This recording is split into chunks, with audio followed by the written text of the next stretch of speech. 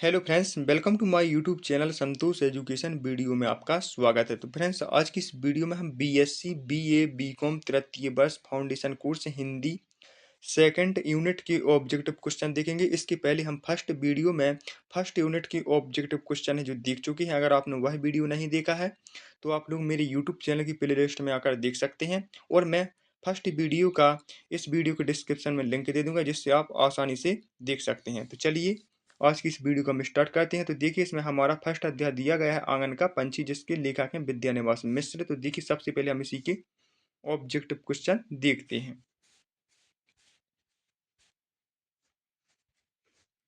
तो देखिए फ्रेंड्स, यह हमारा आंगन का पंछी निबंध हिंदी साहित्य की कौन सी विधा में लिखा गया है। तो यह है फ्रेंड्स निबंध लिखा गया है। तो देखिए फिर इसके बाद है आंगन का पंछी निबंध के रचयिता का नाम क्या है। तो इसका नाम है विद्यानिवास मिश्र। तो चलिए अब इसको हम आगे देखते हैं। तो देखिए अब इसको हम देख लेते हैं। विद्यानिवास मिश्र कौन से निबंधकार हैं। तो फ्रेंड्स वह ललित निबंधकार हैं। अब है विद्यानिवास मिश्र का उपनाम है, तो इनका है ब्रह्मरानंद। देखिए फिर इसके बाद विद्यानिवास मिश्र निबंधकार के अलावा भी हैं, तो वे क्या है, वे कवि हैं एक। देखिए फिर इसके बाद है विद्यानिवास मिश्र का पहला निबंध संग्रह कब प्रकाशित हुआ। तो यह 1976 में फ्रेंड्स हुआ था। अब देखिए हम इसको आगे बढ़ाएं। देखिए फिर इसके बाद है विद्यानिवास मिश्र ने ललित निबंध लेखन का कब से प्रारंभ किया। तो उन्होंने 1956 से प्रारंभ किया था। विद्यानिवास मिश्र का जन्म कब हुआ। तो इनका जन्म है फ्रेंड्स 28 जनवरी 1926 में हुआ। विद्यानिवास मिश्र ने एमए की पढ़ाई कहाँ की थी। तो उन्होंने फ्रेंड्स इलाहाबाद में एमए की पढ़ाई की थी। विद्यानिवास मिश्र का जन्म कहाँ हुआ था। उनका जन्म फ्रेंड्स है गोरखपुर में हुआ था। देखिए अब इसको हम आगे देखते हैं। देखिए फिर हमारा दिया गया है विद्यानिवास मिश्र का निधन कब हुआ। तो उनका निधन 14 फरवरी 2005 को हो गया था। और फिर इसके बाद विद्यानिवास मिश्र कौन से समाचार पत्र के संपादक रहे। नव भारत टाइम्स के संपादक रहे। अब देखिए इसके बाद हमारा अगला देखिए विद्यानिवास मिश्र मर्मज्ञ थे। तो वह कला भारतीय संस्कृति के मर्मज्ञ थे। अब देखिए आंगन का पंछी कौन सी भाषा में लिखा गया है। तो यह फ्रेंड्स हिंदी भाषा में लिखा गया है। गौरैया द्वारा घोंसला नहीं बनाए जाने वाले घर को क्या कहा जाता है। उसे फ्रेंड्स उस घर को श्रापित माना जाता है। तो आप लोग इसको देख रहे होंगे। देखिए फिर इसके बाद है इस वाक्य को पूरा कीजिए। गौरैया गगन के पंछी नहीं खालिस्तान के पंछी हैं। तो वह फ्रेंड्स आंगन के पंछी हैं। अब देखिए हम इसको आगे देखते हैं। हमारा 7वां क्वेश्चन दिया गया है आंगन के पंछी पाठ में विद्यानिवास मिश्र ने किस पंछी को पक्षियों का भ्रमण बताया। तो फ्रेंड्स इसमें गौरैया को। अब इसके बाद है चीन में एक नया पुरुषार्थ जागा है। यह खबर लेखक को कैसे मिली। तो उन्हें एक अखबार में पढ़ा था उन्होंने। विद्यानिवास मिश्र ने अपनी प्रारंभिक शिक्षा कहाँ से पूर्ण की थी। गोरखपुर से। देखिए फिर इसके बाद है अगला क्वेश्चन। गांव में कहा जाता है कि जिस घर में गौरैया अपना घोंसला नहीं बनाती है वह घर कैसा हो जाता है। तो फ्रेंड्स वह निर्वंश हो जाता है। फिर इसके बाद सन 1952 में विद्यानिवास मिश्र द्वारा रचित पहले निबंध का शीर्षक किया था कि चितवन की छांव। अब देखिए आंगन के पंछी पाठ में गौरैया से क्या सीखा जा सकता है। सुसंतता और खुश रहना। अब देखिए गौरैया को पूज्य और उनको मारना पाप क्यों माना जाता है। उनके जन विश्वास के कारण। अब देखिए हम अगला क्वेश्चन देखते हैं। इनमें से कौन सी विद्यानिवास मिश्र की रचना नहीं है। तो नेताजी का चचमा। गौरैया को मारना समझा जाता है कैसा, महापाप माना जाता है फ्रेंड्स। अब देखिए चीन में गौरैया के वध के लिए किस चीज का उपयोग किया जा रहा है। तो बंदूक की गोली का। आंगन में बच्चों की किलकारियों की तुलना किस आवाज से की गई है। गौरैया की आवाज से फ्रेंड्स की गई है। अब देखिए हम अगला क्वेश्चन देख लेते हैं। पाठ के आधार पर इनमें से किस देश ने गौरैया के वध करने की योजना बनाई थी। चीन ने। फिर इसके बाद है जिन घरों में गौरैया अपना घोंसला नहीं बनाती है वो घर हो जाता है कैसा हो जाता है, वह निर्वंश हो जाता है। सैनिक लेकर गौरैया का शिकार करने गए थे। बंदूक। देखिए फिर इसके बाद है विद्यानिवास मिश्र के अनुसार हमारे देश में कैसे लोग रहते हैं? यह सयाने। फिर इसके बाद हम आगे देखें। देखिए आंगन में कौन सा पौधा अवश्य मिलता है? तो यह तुलसी का पौधा। आंगन के पंछी पाठ में लेखक ने गौरैया की तुलना किससे पौधे से की है? तो उन्होंने तुलसी के पौधे से फ्रेंड्स इसकी तुलना की है। चलिए अब इसके बाद हम देख लेते हैं अध्याय सेकंड, यानी कि सत्य के साथ मेरे प्रयोग, यानी कि यह महात्मा गांधी इसके लेखक है। चलिए इसको हम देख लेते हैं। तो देखिए फ्रेंड्स इसमें हमारा फर्स्ट क्वेश्चन आता है, महात्मा गांधी का पूरा नाम क्या था? तो इनको कौन नहीं जानते, इनको सभी जानते हैं, मोहनदास करमचंद गांधी इनका पूरा नाम था। महात्मा गांधी का जन्म कहाँ हुआ था? तो उनका जन्म है फ्रेंड्स पोरबंदर में हुआ था। अब देखिए हम अगला क्वेश्चन देखते हैं, महात्मा गांधी का जन्म कब हुआ? तो उनका जन्म 2 अक्टूबर 1869 में हुआ था। अब देखिए गांधी जी ने सत्य के प्रयोग आत्मकथा लिखना कब प्रारंभ किया था? तो उन्होंने 29 नवंबर 1925 में किया था। महात्मा गांधी के राजनीतिक गुरु कौन थे? तो उनके गोपाल कृष्ण गोखले। अब देखिए सत्य के साथ मेरे प्रयोग पुस्तक के लेखक कौन है? तो इनके लेखक है महात्मा गांधी। अब चलिए हम आगे देखते हैं।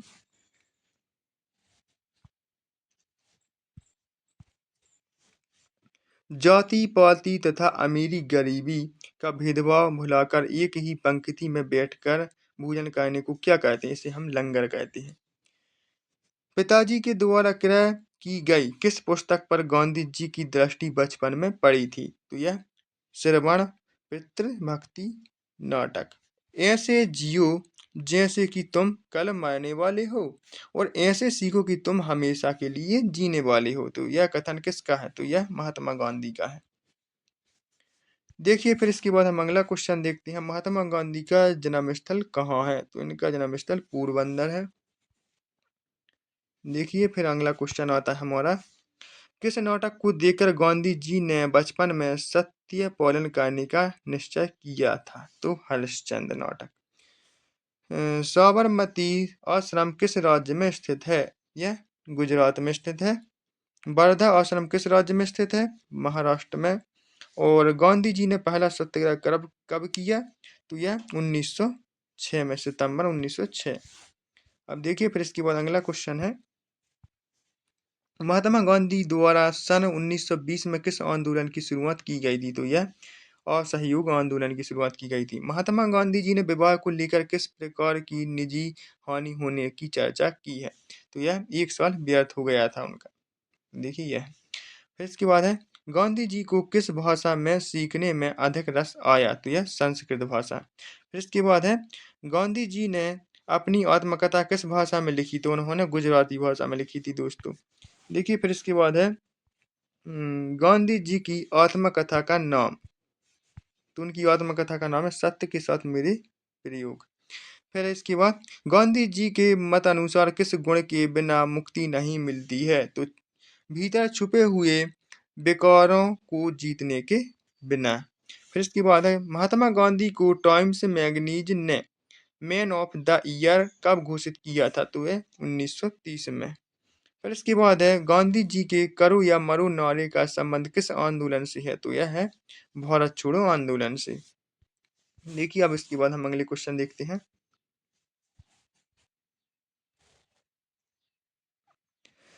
महात्मा गांधी ने भारत छोड़ो आंदोलन कब चलाया? तो उन्होंने 1942 में चलाया था।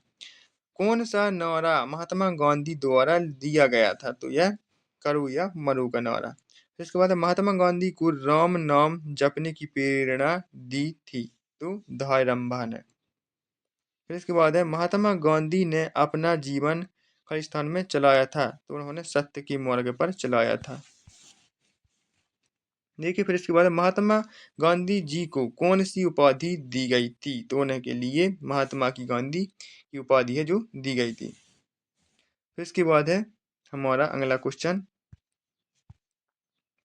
महात्मा गांधी को बापू संबोधन किसने दिया था? तो यह जवाहरलाल नेहरू। फिर इसके बाद है, गांधी जी के पिता का नाम क्या था? उनका नाम था करमचंद गांधी। फिर साबरमती आश्रम कहाँ पर स्थित है? यह है फ्रेंड्स अहमदाबाद में स्थित है। महात्मा गांधी को राष्ट्रीय पिता किसने कहा? तो इन्हें सुभाष चंद्र बोस ने कहा था। अब देखिए हम आगे देखते हैं। महात्मा गांधी ने आजाद शत्रु किसे कहा था? महात्मा गांधी को तो यह डॉक्टर राजेंद्र प्रसाद ने। फिर इसके बाद है भारत छोड़ो आंदोलन के दौरान महात्मा गांधी को बंदी बनाकर कहाँ रखा गया था? तो उनके लिए आगा खां पैलेस में रखा गया था। फिर महात्मा गांधी दक्षिण अफ्रीका में कितने वर्ष रहे? तो वह 21 वर्ष रहे थे दोस्तों। देखिए अगला क्वेश्चन है ऑल इंडिया खिलाफत कॉन्फ्रेंस का अध्यक्ष किसे चुना गया था? महात्मा गांधी को चुना गया था।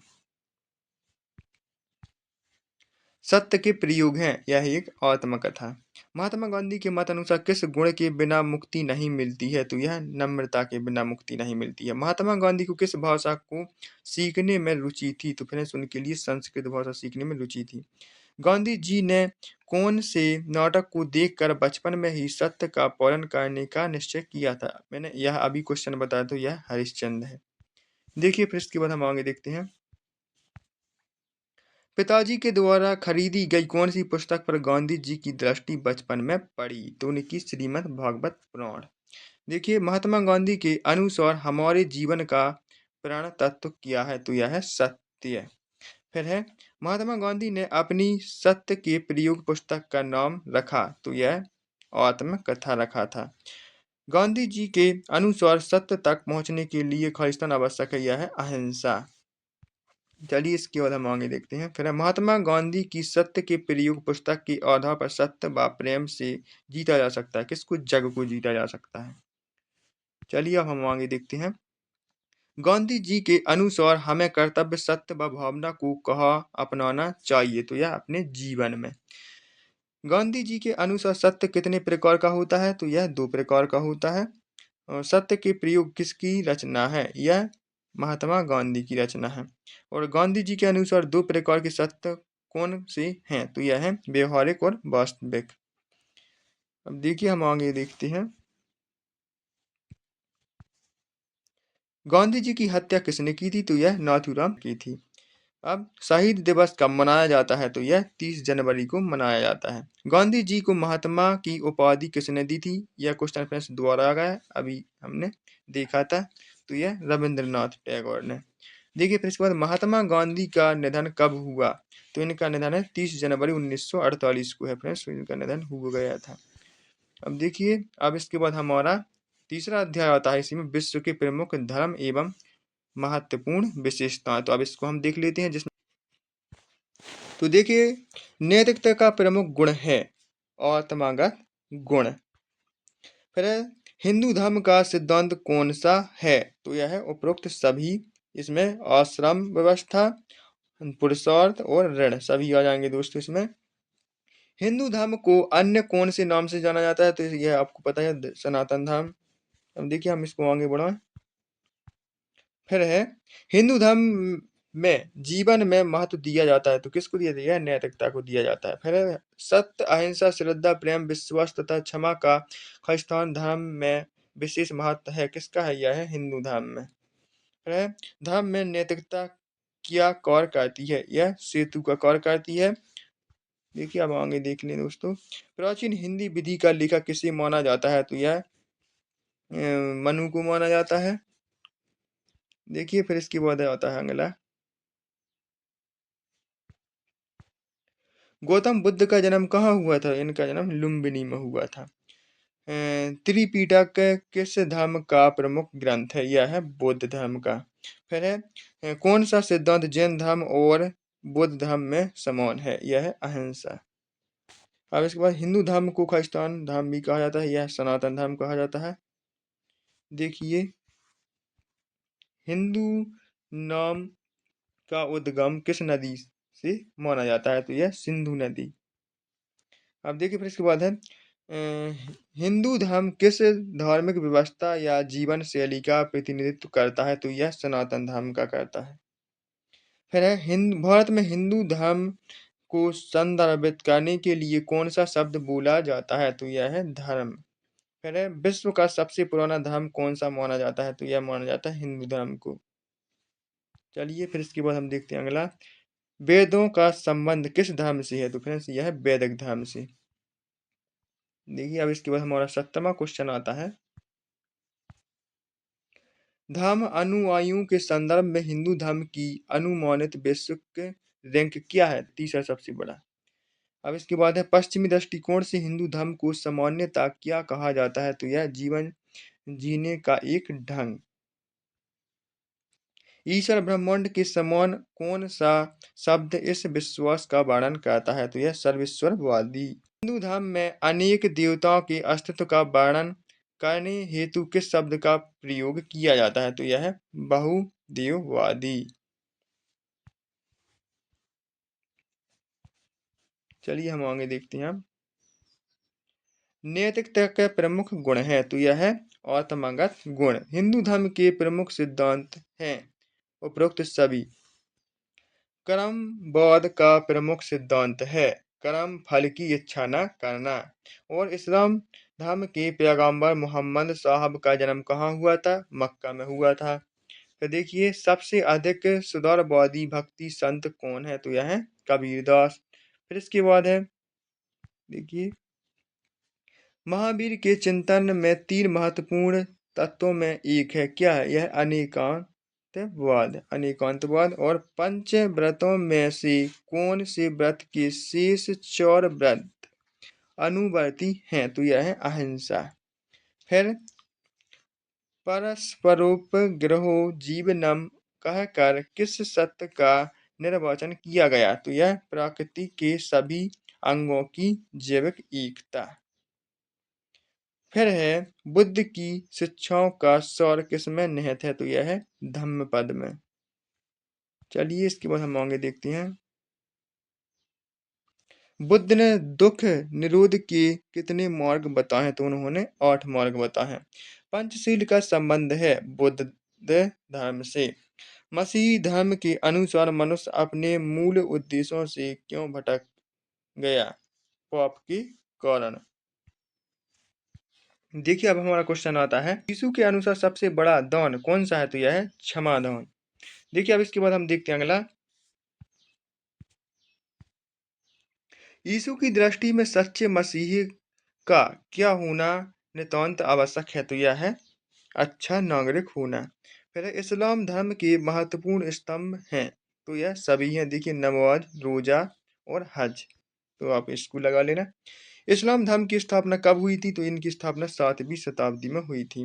अब देखिए किस सूफी संत की दरगाह अजमेर में स्थित है? तो यह है ख्वाजा मुइनुद्दीन चिश्ती। तो देखिए यह पहला है इसका सही। अब इसके बाद हम अगला देखते हैं। ज़कात शब्द का मूल अर्थ है वंचित वर्ग की सहायता। फिर है, इस्लामी पंचांग में रमजान का माह कहलाता है, 9वां मास कहलाता है। देखिए फिर इसके बाद है, निजामुद्दीन औलैया की दरगाह कहाँ स्थित है? तो यह है दिल्ली में। फिर इसके बाद है, संत शेख सलीम चिश्ती की दरगाह कहाँ स्थित है? तो यह है फतेहपुर सिकरी में। देखिए अब इसके बाद हम आगे देखते हैं। गुरु नानक जी द्वारा गुरु नानक जी द्वारा प्रारंभ किए गए लंगर का उद्देश्य निम्न में से कौन सा नहीं था? तो इसमें से भेदभाव है फ्रेंड्स। इसका आंसर है भेदभाव। आप लोग देख रहे होंगे। चलिए अब हम आगे देखते हैं।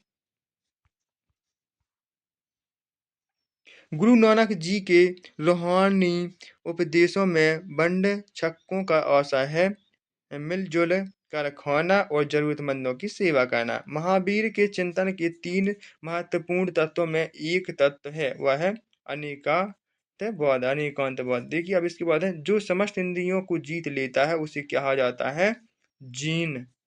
देखिए फिर इसके बाद है, जिसने अपने पूर्व जन्म के कर्म और बंधनों को काट दिया है उसे कहा जाता है जिन। देखिए उसे जिन कहा जाता है। फिर इसके बाद है, जिन ने किस धर्म का नामकरण किया? तो उन्होंने जैन धर्म का। फिर इसके बाद है, जैन धर्म कौन से आहार पर बल देता है? तो यह शाकाहार पर। और जैन धर्म में वस्तुओं और निजी स्वार्थ के संग्रह को क्या कहते हैं? तो यह परिग्रह है। सत्य, अहिंसा, अस्तेय, अपरिग्रह और ब्रह्मचर्य ये कौन से धर्म के महाव्रत हैं? तो यह है फ्रेंड्स जैन धर्म के। फिर है चौर, आर्य, सत्य और अष्टांगिक मार्ग किस धर्म से संबंधित है? तो यह बौद्ध धर्म से। श्वेतांबर और दिगंबर किस धर्म के संप्रदाय है? तो यह है जैन धर्म के। और फिर इसके बाद है जैन धर्म के 5 महाव्रत में कौन सा महाव्रत महावीर स्वामी ने दिया था? तो यह दिया था ब्रह्मचर्य। जैन धर्म के 23वें तीर्थंकर जिन्होंने 4 महाव्रत दिए थे कौन है? तो वह है पार्श्वनाथ। और फिर इसके बाद है बौद्ध शिक्षा का केंद्र कहाँ पर था? तो यह था विक्रमशिला में। और महात्मा बुद्ध को कहाँ ज्ञान प्राप्त हुआ था? तो उनके लिए बोध गया में ज्ञान प्राप्त हुआ था। और जैन साहित्य किस भाषा में लिखे गए हैं? तो यह प्राकृतिक भाषा में लिखे गए हैं। किस सिख गुरु ने खालसा पंथ की स्थापना की थी? तो गुरु गोविंद सिंह ने। हिंद भारत की जनता के संदर्भ में हिंदू शब्द का प्रथम बार प्रयोग किया था? तो यह किसने किया था? गुरु अंगद ने। और फिर है जियो और जीने दो, यह ध्येय वाक्य धर्म का है, किसका? यह जैन धर्म का। फिर जैन धर्म में वस्तुओं की संग्रह नहीं करने पर उसे क्या कहते हैं? उसे कहते हैं अपरिग्रह। और फिर इसके बाद है यदि ग्रंथ अथवा गुरु ग्रंथ, देखिए, आदि ग्रंथ अथवा गुरु ग्रंथ साहिब का संकलन किया था, किसने किया था? गुरु अर्जुन देव ने। और लंबर व्यवस्था शुरू करने का श्रेय किसे जाता है? तो यह जाता है फ्रेंड्स गुरु नानक देव को। कौन सा धर्म समस्त इंद्रियों को जीत लेने के लिए शिक्षा देता है? जैन धर्म। और द्वैत सिद्धांत के प्रतिपादक कौन है? तो यह है शंकराचार्य।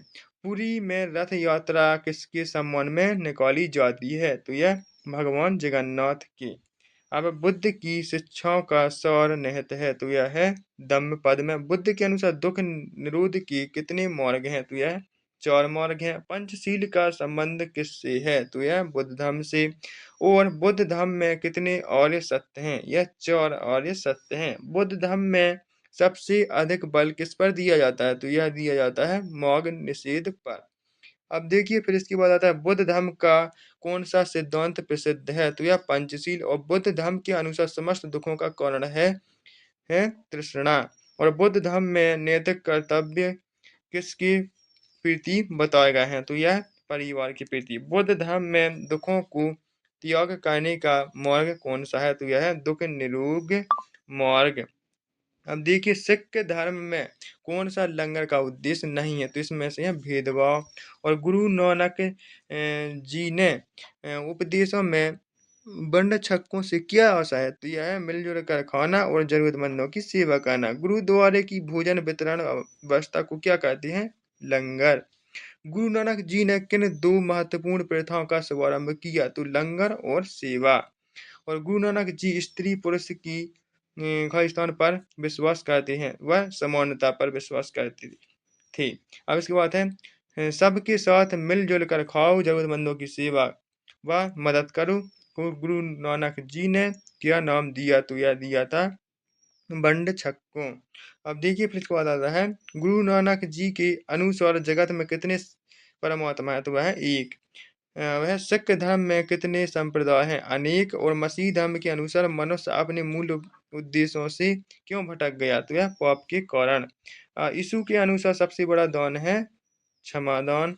और फिर इसके बाद यीशु के अनुसार सच्चे मसीही को होना नितांत आवश्यक है। कैसा? अच्छा नागरिक होना। मसीही धर्म के प्रवर्तक हैं, वह है प्रभु यीशु। अब इसके बाद है मसीही धर्म का प्रमुख उद्देश्य है मानवीय समानता और एकता।